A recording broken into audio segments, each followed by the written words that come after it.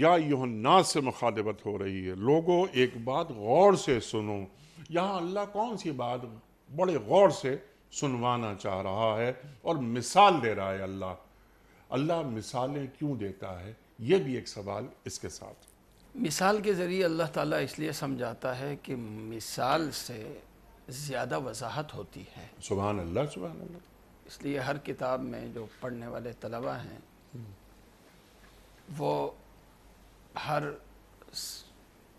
مسئلے کے بعد یا ہر عمل کے بعد جب ان کو سمجھایا جاتا ہے تو مثال سے سمجھایا جاتا ہے۔ جی اس کو ہم یعنی تدریس بالتمثیل اپنے مدرسے کی مدارس کی زبان میں کہتے ہیں۔ تو قرآن کریم کا جو اصل مقصد ہے وہ انسانیت کی تفہیم ہے، سمجھانا ہے۔ اس لیے اللہ تعالیٰ جو ہمیں سمجھاتے ہیں اور سمجھانے کا آسان راستہ چونکہ مثال دے کے ہے، اس لیے اللہ تعالیٰ بار بار ہمیں مثال دے کے سمجھاتے ہیں۔ ٹھیک۔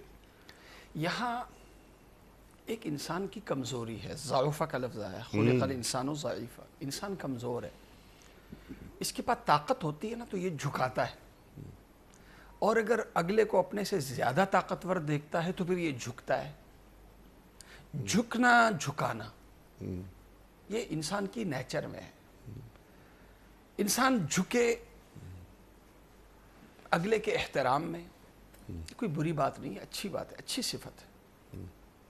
کسی کے سامنے میں جھکوں اس لیے کہ وہ مجھ سے بڑے ہیں، عمر میں بڑے ہیں، مجھ سے علم میں بڑے ہیں، مجھ سے صلاحیت میں بڑے ہیں، مجھ سے عہدے میں بڑے ہیں، تو حدیث پاک میں آتا ہے انزل الناس منازلہم۔